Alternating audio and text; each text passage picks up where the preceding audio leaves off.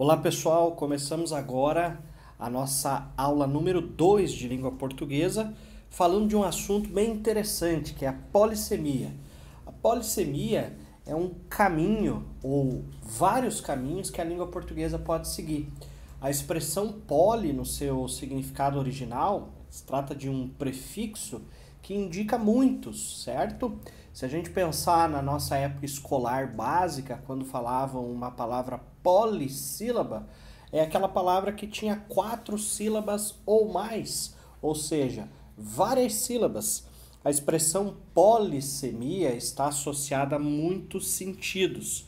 E aí nós temos inclusive uma definição mais técnica, talvez até mais clara, que a polissemia está relacionada à flexibilidade linguística, ou seja, querendo ou não, está associada também a muitos significados. Bom, para que tudo isso fique muito mais claro para você que acompanha a nossa aula, nós vamos apresentar a você 3 frases e eu gostaria que você analisasse e prestasse bastante atenção na palavra banco.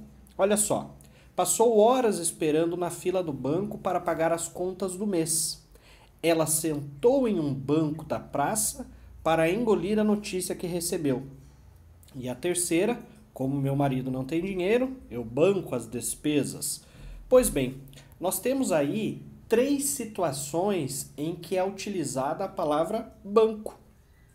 E em todas elas, ou seja, nas 3 situações, a palavra banco, embora escrita da mesma forma, pronunciada da mesma forma, ela tem um sentido diferente. Isso é polissemia. Vamos analisar comigo. No primeiro caso, a palavra banco está relacionada à instituição financeira, aos bancos, às instituições bancárias. No segundo momento, banco está relacionado ao objeto, né? O banco da praça, um banco público, enfim, é um banco como assento, um lugar para se sentar. Esse é o banco do exemplo da frase número 2.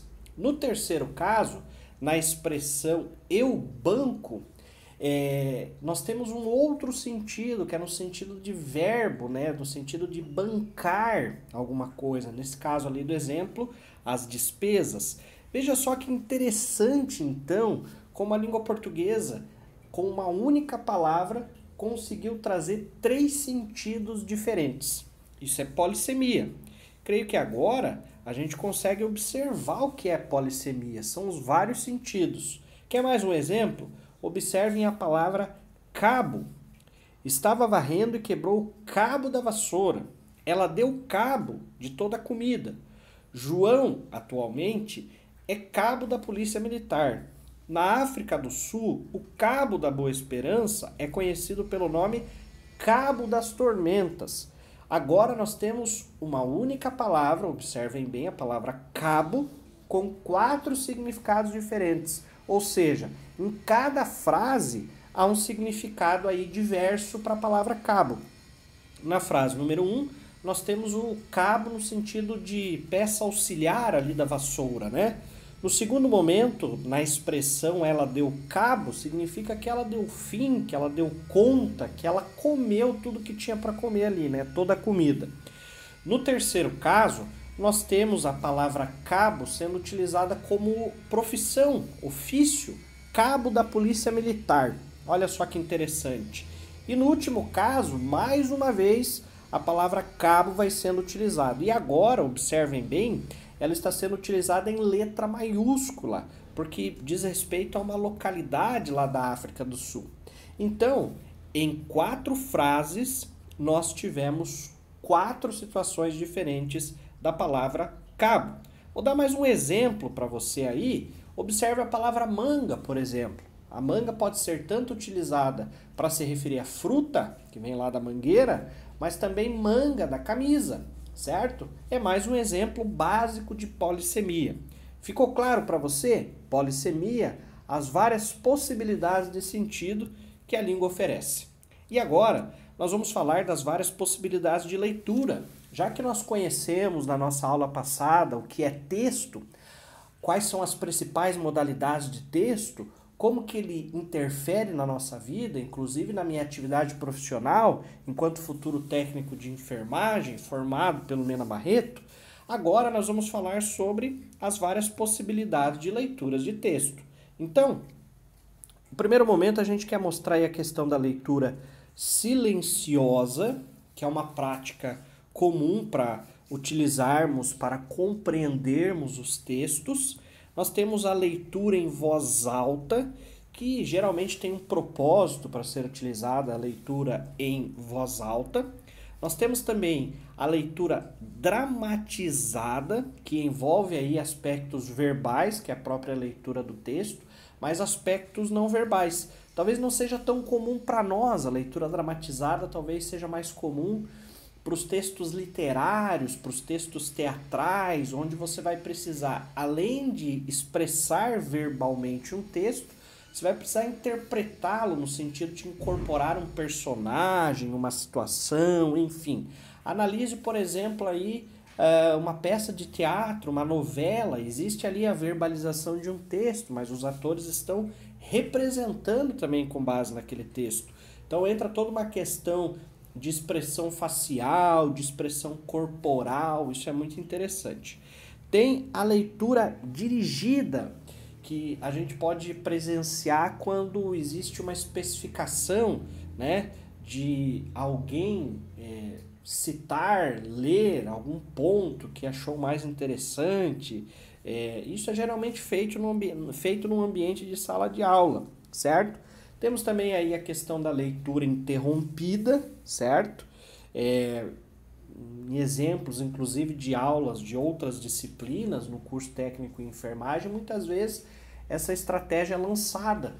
A leitura interrompida, quando há leitura de textos muito longos, e aí são feitas interrupções para comentários, para inserção de outras informações e tudo mais. E aí nós temos também a leitura colaborativa, que você pode lembrar no sentido de leitura feita por mais de uma pessoa, com a possibilidade aí de questionamento, né, para que se busque o sentido de forma coletiva. Também acontece muitas vezes a leitura colaborativa nesse sentido. E agora falando um pouquinho sobre os níveis de leitura, nós temos também percepções em relação a ler um texto.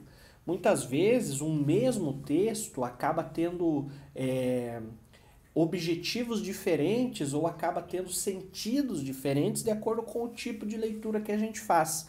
Muitas vezes nós percebemos que as pessoas leem um mesmo texto, mas acabam extraindo informações completamente diferentes. E por que isso, se o texto é o mesmo?